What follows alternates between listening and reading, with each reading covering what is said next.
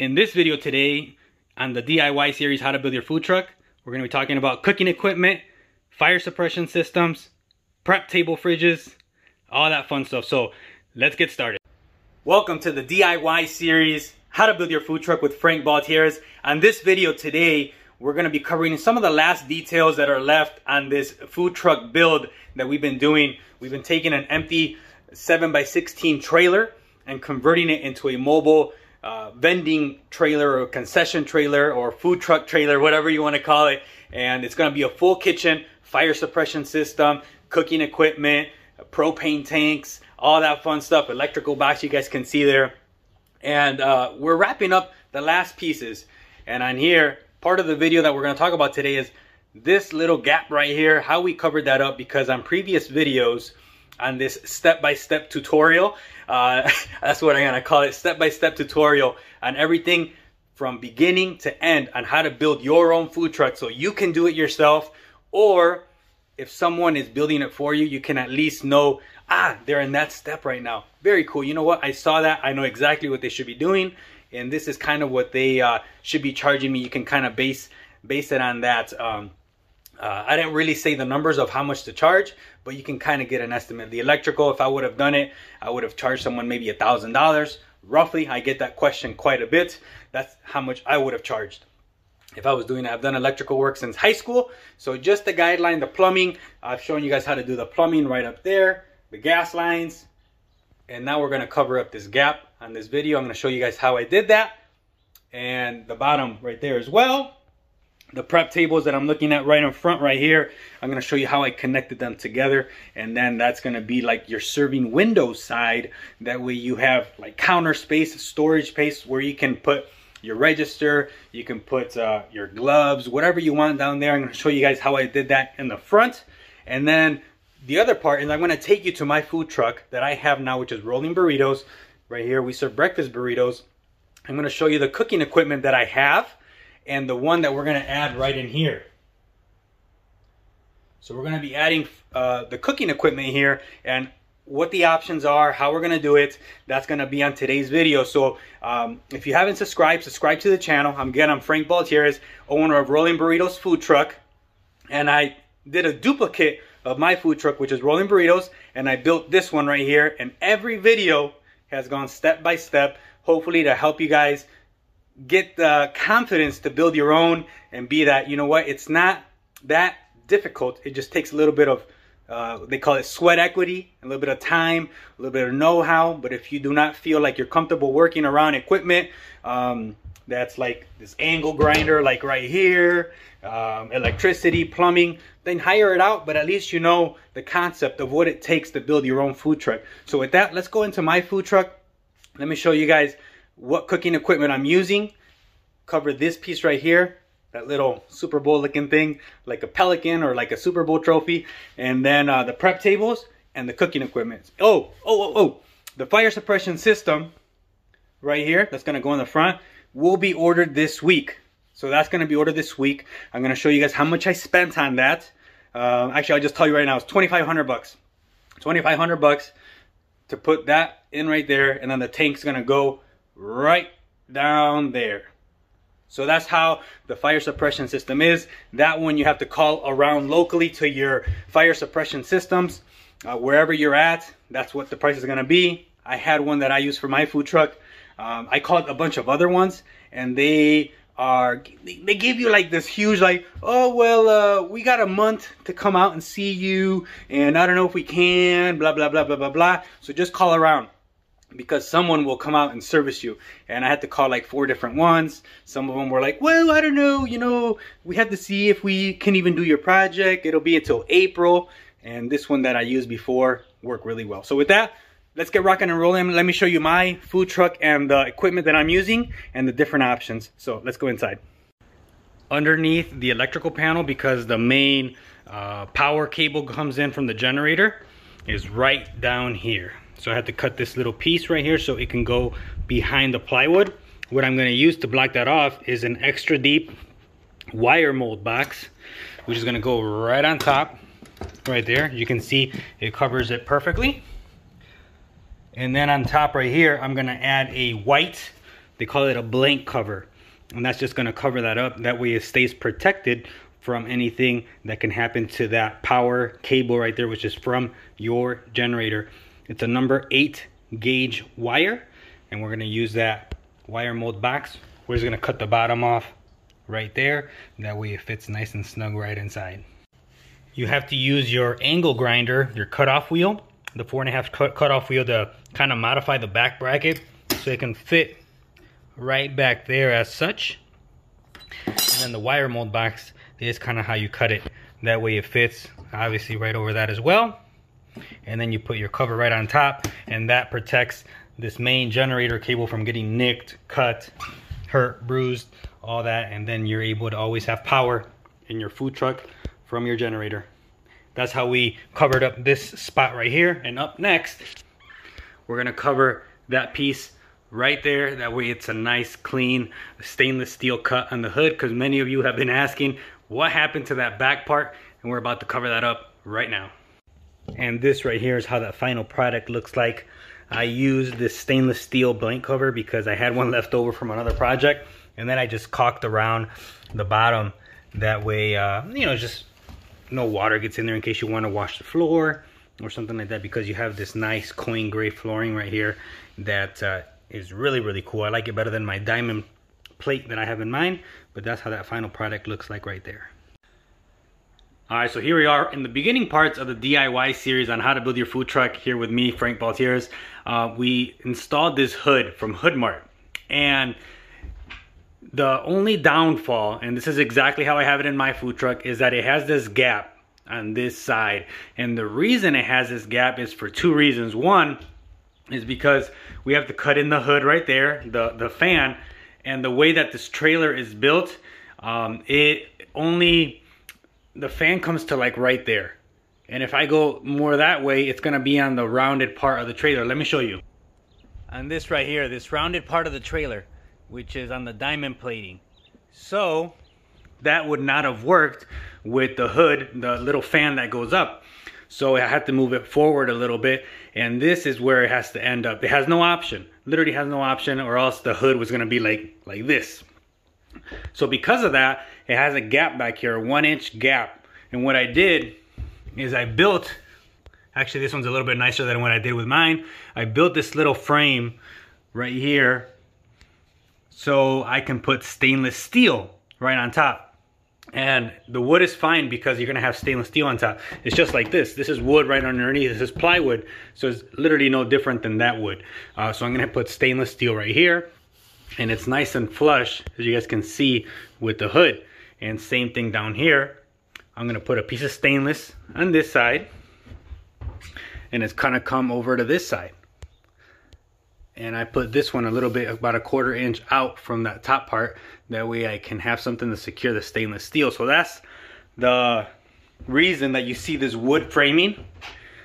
It was a little bit tedious, but today was the day that the weather permitted for me to be able to do this, because it was so cold a little bit earlier. So with that, that's how I did the framing on this back part of the hood, which was kind of bugging me because it kind of looks kind of, to be honest, crappy on the videos. When you guys see it, you're like, what's that gap? So that's why that gap is there, and I'm about to cover it up with some nice stainless steel. So it's gonna be right on there. I'm gonna have to do a little bit of detail work with the stainless steel, and then come right down there again.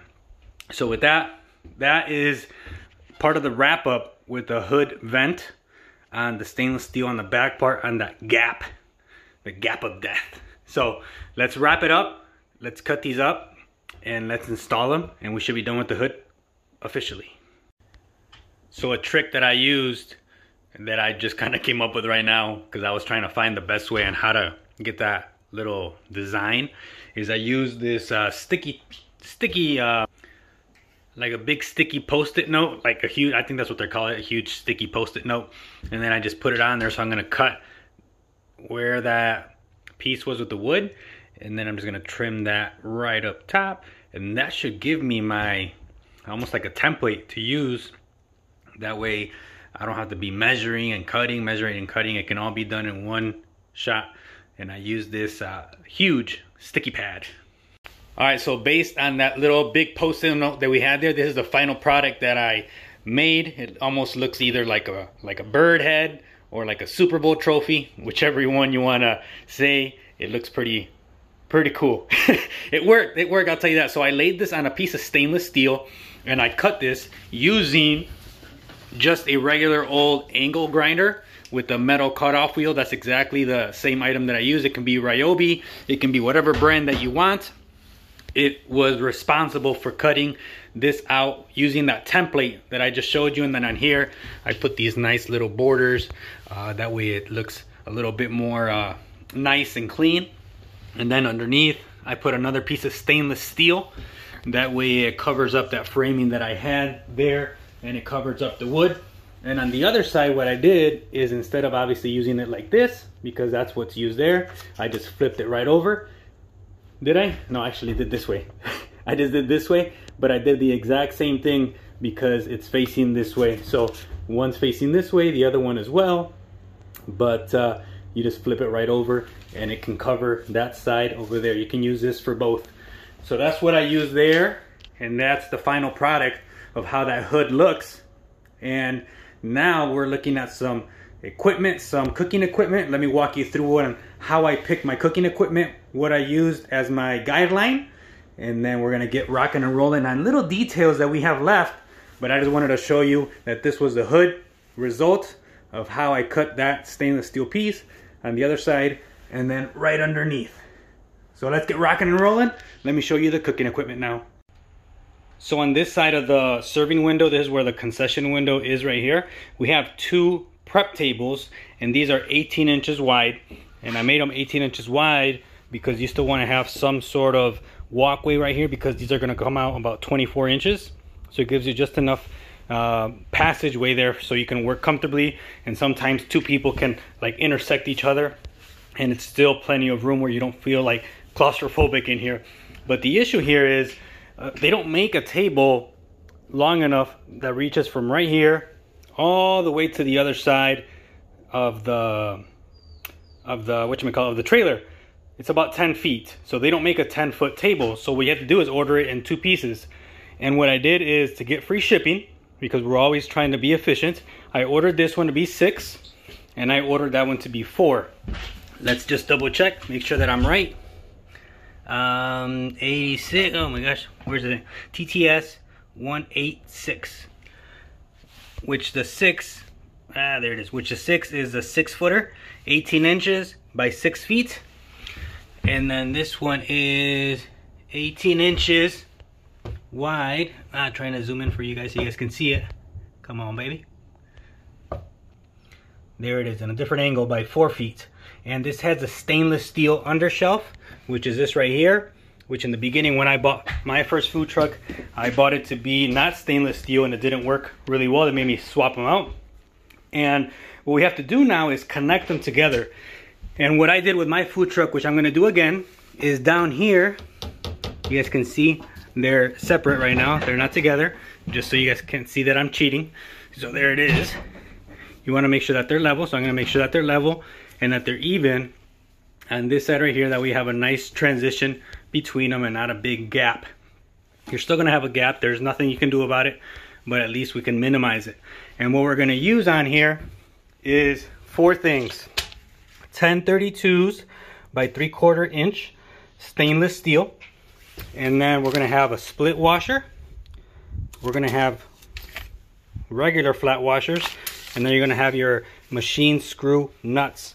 And those 4 things are what's gonna give you the ability to be able to connect these 2 tables together. And we're gonna do the exact same thing with the tables over here to connect them so they can be nice and flush with each other. But for now, we're doing the 18-inch ones on the concession window side, and then we're gonna secure them onto the wall. And I'm gonna show you guys how to do that here shortly. But for now, let's finish up. Here's how it looks right there. Just gotta clean up the stainless steel in the back. 18-inch wide, and then total from here to there, it's 10 feet in length. So you get a lot of counter space. And right here, we're gonna do something really cool that I did in my food truck to give us more storage, because in the food truck, you want as much as you can get. So what I did right here is I took my drill bit. Milwaukee is my tool preference, and I put a drill bit on the side, on the end of it, and I drilled straight across right there. And I'm gonna do the same thing on this side. So I'm gonna drill one hole, and that way this presses nicely together with each other. As you guys can see, it's separated. So we're gonna make them to be flush, and then we can just level it off. But for now, that's what we did. We drilled one hole right there, and we're gonna do the exact same thing right here with this drill right there. There is no rocket science here. It's just what we did. Drill 2 holes. So we had to add a couple more screws. These are the 2 that I showed you that I was drilling, and I just didn't like how they were uniting together, both tables. So what I did is I added one more right there, and I added one more right there. And now the union between both is pretty darn solid. You are gonna have that anyways, regardless of what you do. You're gonna have a little gap there, because obviously you're putting 2 tables together. These are just the finish of the tables. There's not much I could do there. But what I wanted is for it to be nice and level, and that way on this side as well, it could be nice and flush with each other. But that's what I did. Instead of adding 2 screws, I added 4 bolts on there. So just so you know, make them stainless steel. That way you have a nice even flow of everything being stainless steel on there. Part of the equipment that you're gonna need is a prep fridge. This is the one that I have on my food truck. It's a Turbo Air, and here it is. You just gotta make sure that it's NSF rated. The health department is really picky on my area of this. It's a 48-inch Turbo Air prep fridge, which obviously you're able to prep whatever you want. That's part of the equipment that you need. And what I use in the back to attach it to the truck are these L brackets. That's what I use, because this thing will be jiggling literally all over the place. And then this I use as a safety latch. That way the prep fridge is not moving all over the place. So that's part of the equipment that you need, is a prep fridge. Moving on over to the next part, you have the tables, the stainless steel tables. These are the 24-inch ones that will hold your equipment. This is my, don't mind the mess. I haven't used the food truck since last year, literally, since the summer or the fall. So March 20 will be our back to day. This is what I use as my steam table, is the Volrath Cayenne. And how I secure this is I screw it from the bottom up, and I connect it to the legs. And my tables, I connect it with the L brackets. These come loose every now and then, to be honest. That's the nature of the beast of working in a mobile food truck. So you're gonna have to make sure that you do some maintenance on these, and just make sure that they don't move along the way. There's nothing you can do about it unless you want to drill from here all the way to the other side of the trailer. I didn't want that look, so I just make sure that I look at them all the time. Look at, I'm shaking this thing and it doesn't move anymore. But in the beginning it did, so I've kind of had to master how to secure these tables, and I use these heavy duty L brackets on there. So let's move on to the cooking equipment. This right here is my cooking equipment. It's a 36-inch griddle made by Cooking Performance Group that I use, and then this is my 24-inch burner that I have. Now we get into the details, because when you look online, you're gonna see a lot of different equipment styles. Part of it on here on the griddle, this is what they call a thermostatic. Thermostatic, it works like your oven. What that means is that it has the numbers 400, 450, 500, whatever you want, all the way up to 200. And what happens there is when you set it, there's kind of like your oven in your house. When you set it to a certain temperature, when it drops, let's say you set it at 400. If it drops past underneath 400, the flames will fire right up and keep that temperature up to 400. That's what a thermostatic controller means. It's a little bit more expensive than a manual, but that's how this works. This one is okay. The only thing I guess I don't like about this one is when you light this up, you need a lighter that's really, really long, because the burner to turn this on is all the way back there. You guys can't see it, but it's kind of far. So you need a long handle, like a lighter to light it. That's the only downfall that I didn't like about this, but it's a great product because it's thermostatic. You can buy a manual. Manual is kind of like this. It's just on and off, on and off. And you can put, I believe on this, low, medium, high, I believe. I don't have a manual one, so if anybody wants to confirm that, please tell me. But this is the griddle that I use on here. And one detail that you got to be careful about, unless you want to buy 30-inch tables, is this. I got to take out the tape measure so you guys can see. If you buy a 30, let me put it back there so you guys can, come on. If you buy a 30-inch table, that table is going to sit all the way out here.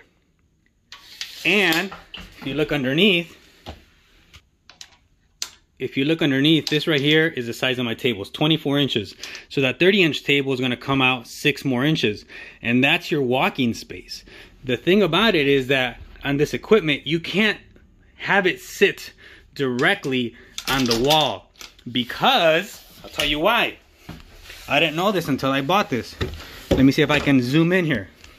So if you guys see here, the gas lines right there, the 3/4 inch outputs of the equipment need some space. So you need like an elbow to come out here so you can hook up to your gas line. So you can't connect this straight over here. So you got to be careful when you're picking the depths on your dimensions on your equipment. It says width, depth, height. So on the depth, it means how much it measures from, let's say, from the back to the front. And if you get them too wide, the thing that's going to happen, because there's 30-inch wide equipment. Sorry for all the movement. On the 30-inch wide equipment, what's going to happen if you buy it like that, these legs are going to be out here.